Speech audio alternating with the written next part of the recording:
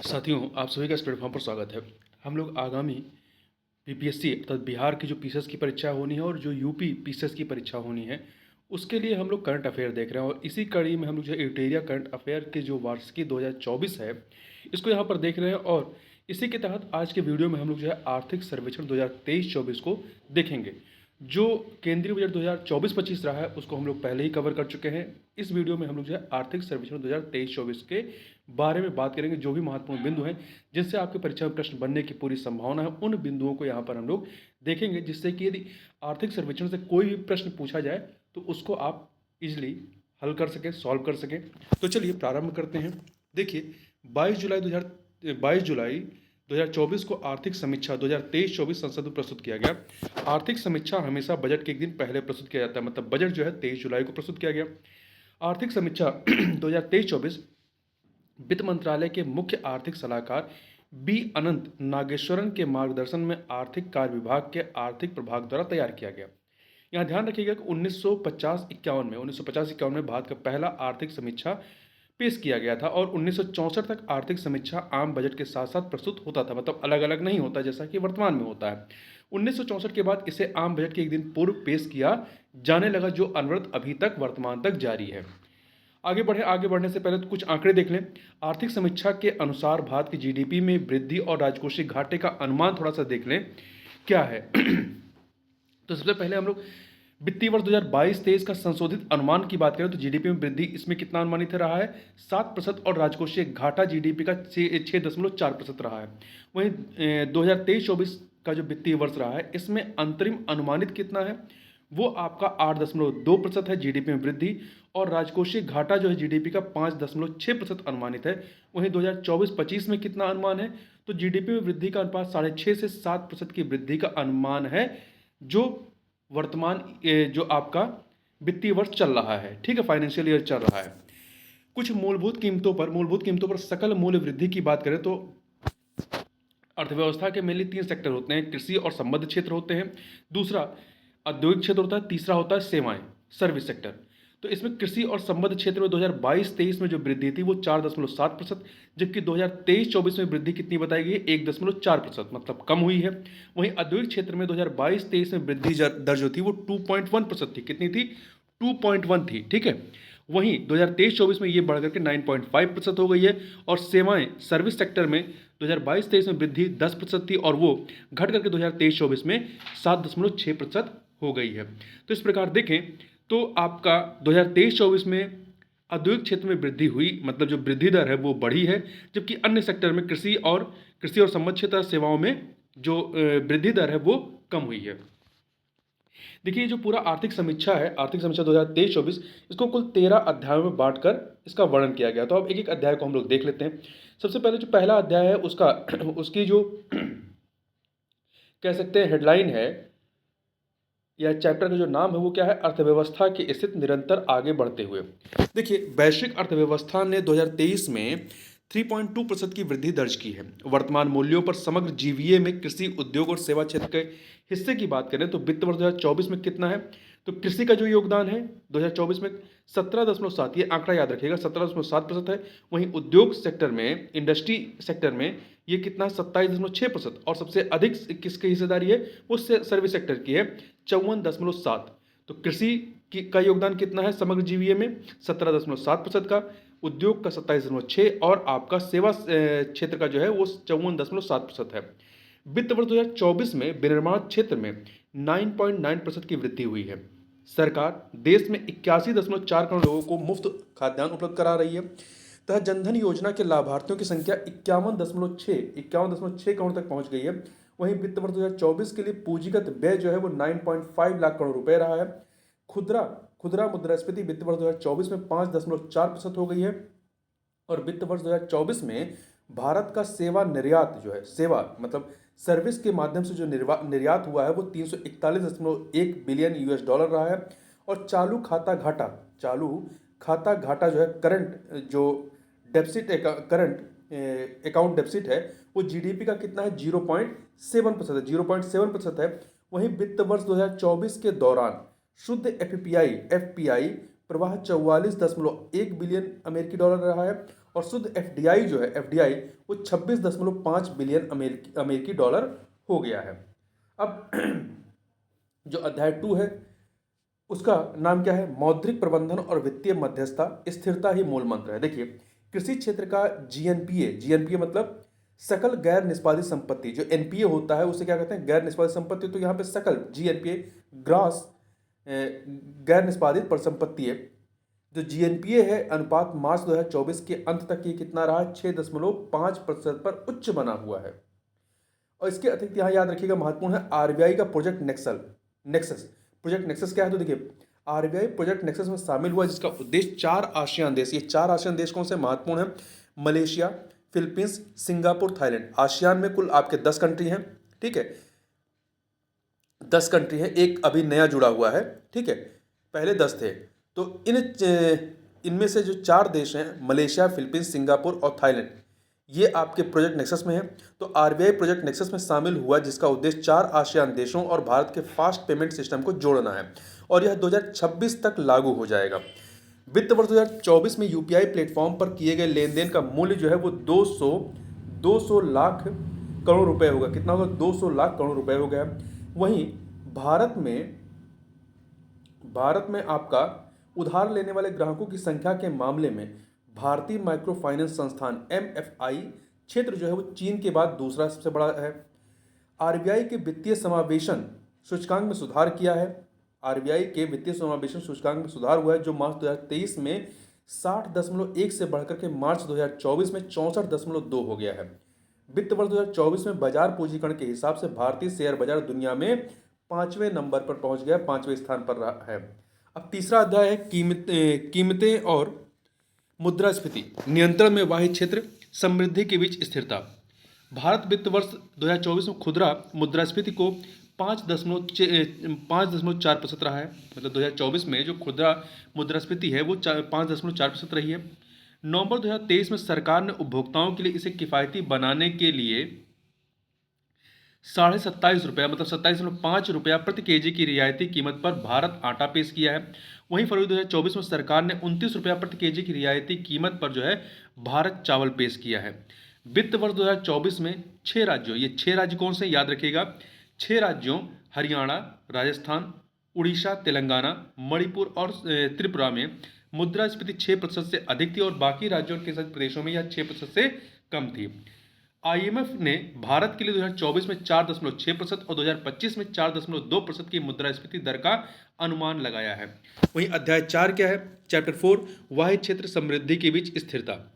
वैश्विक एफडीआई 2023 में 1.3 ट्रिलियन अमेरिकी डॉलर हो गया। जो वैश्विक एफडीआई है वो कितना हो गया है? उसका अमाउंट 1.3 ट्रिलियन अमेरिकी डॉलर हो गया।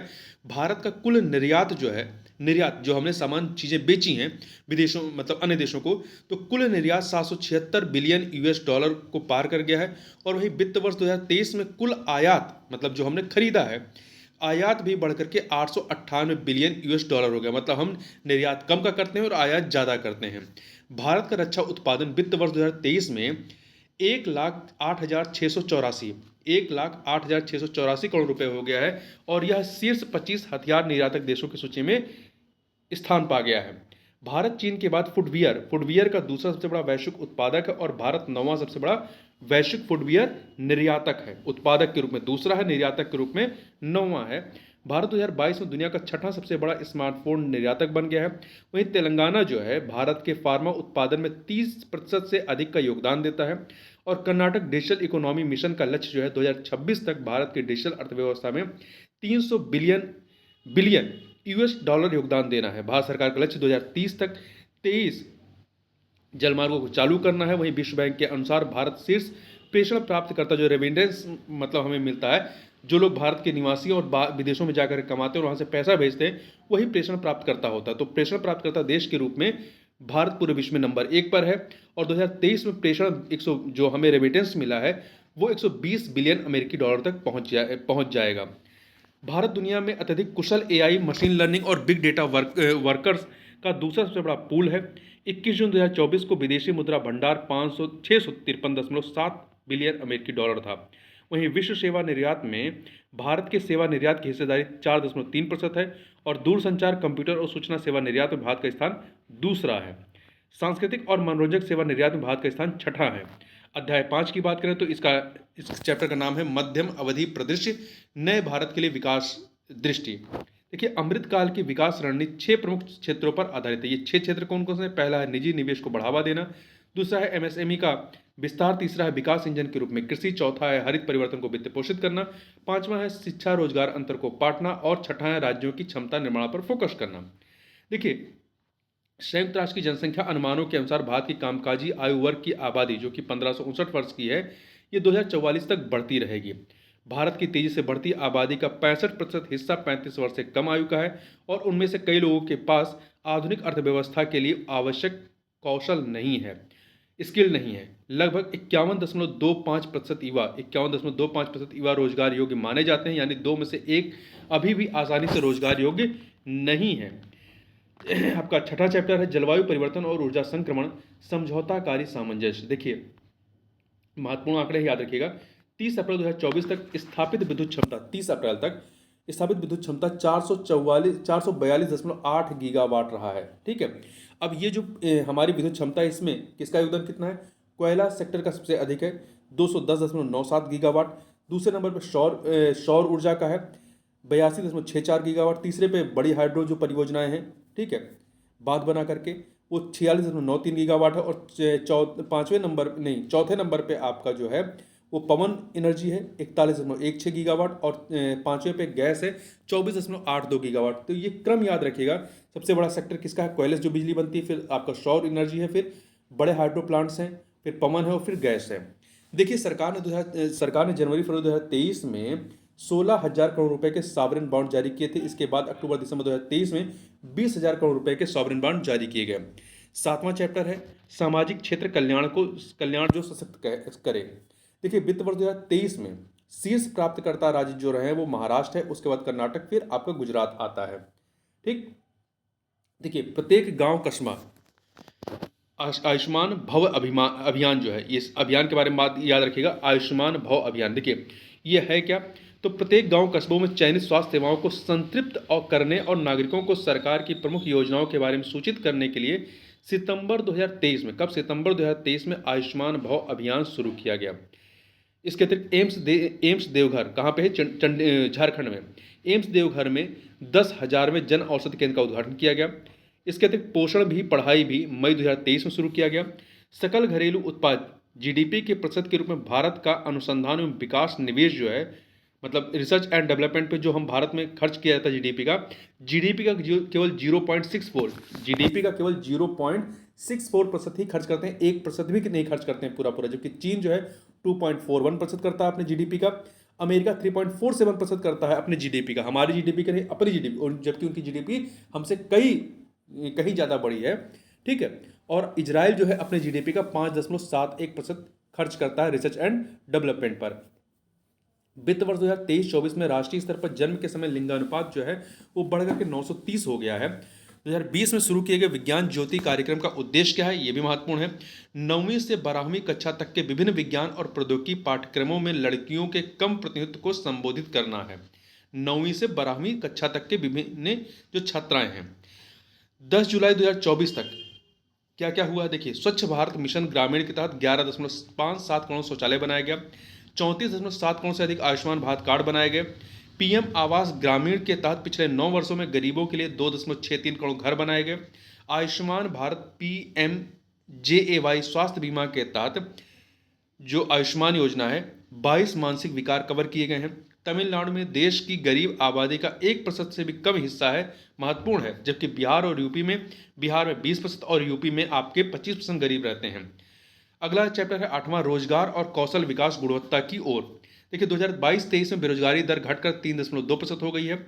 सरकार ने AI सक्षम, मतलब आर्टिफिशियल इंटेलिजेंस सक्षम पारिस्थितिकी तंत्र सुनिश्चित करने और देश के युवाओं को AI से जोड़ने के लिए कई पहल शुरू की है, जैसे future skills prime, UY youth for उन्नत एंड डेवलपमेंट विद AI, स्कूली छात्रों के लिए एक राष्ट्रीय कार्यक्रम और रिस्पॉन्सिबल AI फॉर यूथ 2022, ये सारे कार्यक्रम शुरू किए गए। 2021-22 में 77 लाख कर्मचारी गिग इकोनॉमी में लगे हुए थे। गिग इकोनॉमी जैसे कि आपके जोमेटो हैं, इस प्रकार के जो कर्मचारी होते हैं जो इनमें काम करते हैं, वो गिग कर्मचारी कहलाते हैं, ठीक है।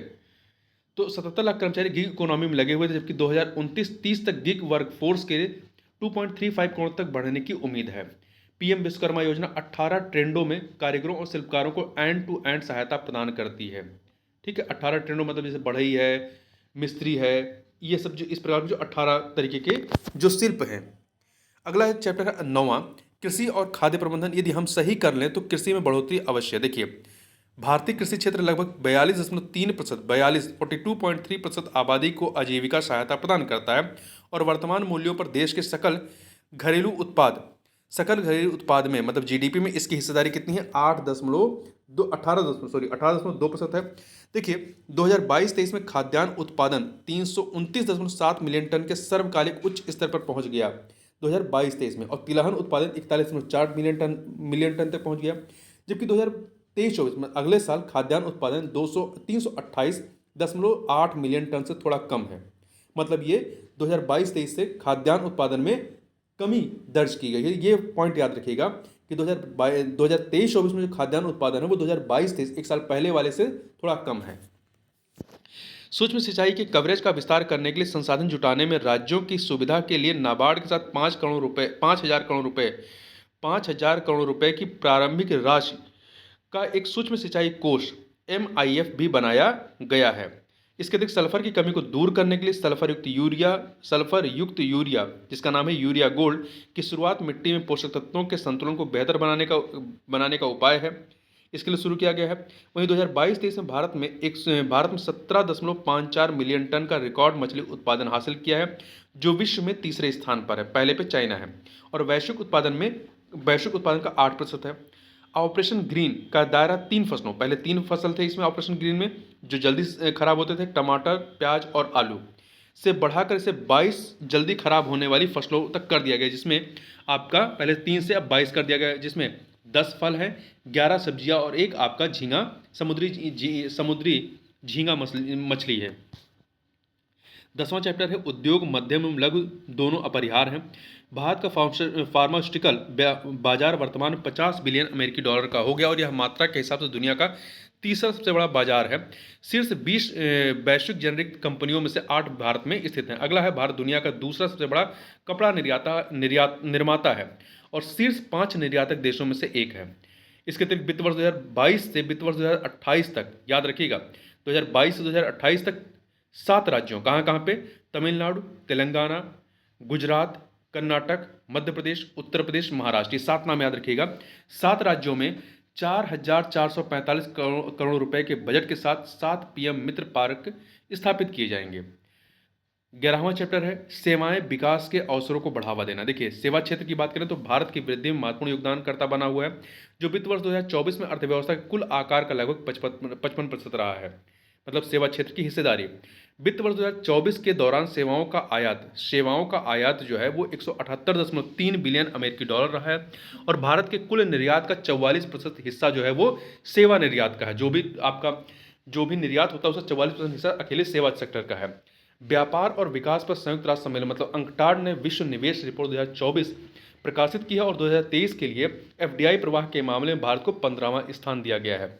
सड़क परिवहन और राजमार्ग मंत्रालय ने नेशनल हाईवे पर सड़क सुरक्षा मानकों को बढ़ाने के लिए एक व्यापक 4E रणनीति 4E स्ट्रेटजी। 4E क्या है? पहली E का मतलब इंजीनियरिंग, दूसरी E इन्फोर्समेंट, तीसरी इमरजेंसी केयर और चौथी है एजुकेशन।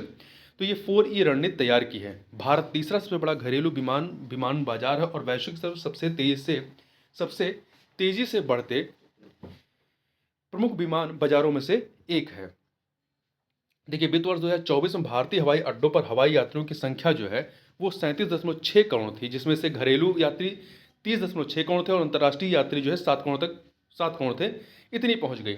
2023 में 92 लाख से अधिक विदेशी पर्यटक भारत में आते हैं। प्रौद्योगिकी स्टार्टअप बढ़ करके 2023 में लगभग 31,000 हो गए हैं। इसके अतिरिक्त सरकार ने स्टार्टअप की फंडिंग जरूरतों को पूरा करने के लिए 10,000 करोड़ रुपए के कोष के साथ स्टार्टअप के लिए फंड ऑफ फंड्स की स्थापना की है, महत्वपूर्ण है। मार्च 2024 के अंत तक क्या हुआ है? भारत में कुल टेली घनत्व मतलब प्रति 100 जनसंख्या पर टेलीफोन की संख्या 85.7% हो गया है। वहीं वायरलेस टेलीफोन कनेक्शनों की संख्या जो है 116.5 करोड़ हो गई है। इंटरनेट ग्राहकों की संख्या 95.4 करोड़ तक पहुंच गई है। इंटरनेट घनत्व भी बढ़ करके 68.2% हो गया है। और इसके अतिरिक्त 6,83,175 किलोमीटर ऑप्टिकल फाइबर केबल बिछाई गई है। भारत में 6G नेटवर्क प्रौद्योगिकियों को विकसित करने और तैनात करने के लिए मार्च 2023 में भारत 6G विजन दस्तावेज लॉन्च किया गया था। भारत 6G अलायंस को जुलाई 2023 में सार्वजनिक और निजी कंपनियों, शिक्षाविदों आदि के एक सहयोगी मंच के रूप में लॉन्च किया गया था। भारतीय ई कॉमर्स उद्योग 2030 तक 350 बिलियन अमेरिकी डॉलर को पार करने की उम्मीद है। 12वां चैप्टर है अवसंरचना संभावित विकास को प्रोत्साहन। देखिए, वित्त वर्ष 2024 तक कुल 6 मल्टी मॉडल लॉजिस्टिक पार्क प्रदान किए गए हैं। इसके अलावा वित्त वर्ष 2025 में 7 और मल्टी मॉडल लॉजिस्टिक पार्क प्रदान करने की योजना है। सरकार राष्ट्रीय औद्योगिक गलियारा कार्यक्रम के तहत चरणबद्ध तरीके से 11 औद्योगिक गलियारा परियोजनाओं का विकास करेगी। कितनी? 11 का। इसके अतिरिक्त 68,584 से अधिक रूट किलोमीटर और 12.54 लाख कर्मचारियों के साथ भारतीय रेलवे दुनिया का चौथा सबसे बड़ा नेटवर्क है। पिछले 5 वर्षों में रेलवे पर पूंजीगत व्यय में 77% की वृद्धि हुई, 77% की वृद्धि हुई है पूंजीगत व्यय में। विश्व बैंक लॉजिस्टिक प्रदर्शन सूचकांक में अंतर्राष्ट्रीय शिपमेंट श्रेणी में भारत की रैंकिंग 2014 में 44वें स्थान पर थी, वो सुधर करके 2023 में 22वें स्थान पर हो गई, मतलब जस्ट डबल हो गई है। ठीक है। महाराष्ट्र के बधावन में सभी मौसम के अनुकूल, तो बधावन एयरपोर्ट कहाँ, मतलब पोर्ट कहाँ पे है? तो महाराष्ट्र के बधावन सभी मौसमों के अनुकूल ग्रीनफील्ड डीप ड्राफ्ट प्रमुख बंदरगाह के विकास को कैबिनेट ने मंजूरी दे दी है। मैरीटाइम इंडिया विजन 2023 के तहत अंडमान और निकोबार द्वीप समूह और लक्षद्वीप द्वीप समूह को पर्यटन और अन्य पहलों के लिए चरणबद्ध तरीके से विकसित करने की योजना बनाई गई है। इसके अतिरिक्त 21 ग्रीनफील्ड हवाई अड्डे, ग्रीनफील्ड हवाई अड्डे क्या होते हैं? जो नए बनाए जाते हैं, और ब्राउनफील्ड जो होते हैं जो पहले से होते हैं उसका एक्सटेंशन किया जाता है या और उसको विकसित किया जाता है। तो 21 ग्रीनफील्ड हवाई अड्डों को सैद्धांतिक मंजूरी दी गई, जिनमें से 12 हवाई अड्डों का संचालन शुरू हो चुका है। 31 मार्च 2024 तक देश में कुल 190.57 गीगावाट अक्षय ऊर्जा क्षमता स्थापित की जा चुकी है। पवन ऊर्जा स्थापित क्षमता के मामले में भारत दुनिया में चौथे स्थान पर है। प्रधानमंत्री आवास योजना शहरी को 31 दिसंबर 2024 तक बढ़ाया गया है।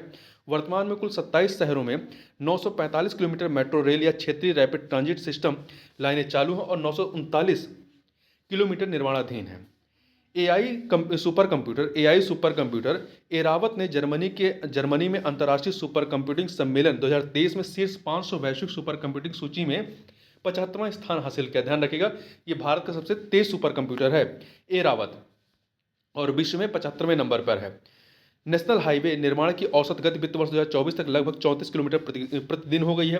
वहीं जल जीवन मिशन के तहत नल से जल कनेक्शन बढ़कर के 14.89 करोड़ से अधिक, मतलब ग्रामीण परिवारों तक पहुंच गया। मतलब ये ग्रामीण परिवारों में का जो प्रतिशत देखेंगे तो 76.12% तक पहुंच गया है।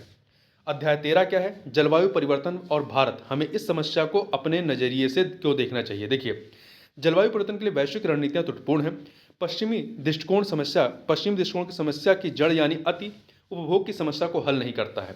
वहीं कृत्रिम बुद्धिमत्ता और बड़ी मात्रा में दुर्लभ भू खनिजों के खनन की वैश्विक खोज ने जीवाश्म ईंधन की खपत को बढ़ाने में योगदान दिया है। वहीं उनकी प्रथाएं प्रकृति के साथ मानवता के अंतर्निहित संबंधों को अनदेखा करती हैं।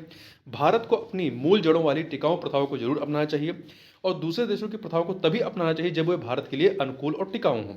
मिशन लाइफ जैसे कार्यक्रम जलवायु परिवर्तन से निपटने में मदद कर सकता है, क्योंकि मिशन लाइफ में स्थायी रूप से जीने के लिए 75 लाइफ कार्रवाई की सूची शामिल की गई है। तो ये पूरा आपका आर्थिक सर्वेक्षण 2023-24 था। सारे मुख्य बिंदुओं को हम लोगों ने यहाँ पे देख लिया। तो इस वीडियो में बस इतना ही, मिलते हैं नेक्स्ट वीडियो में, तब तक के लिए बहुत बहुत धन्यवाद।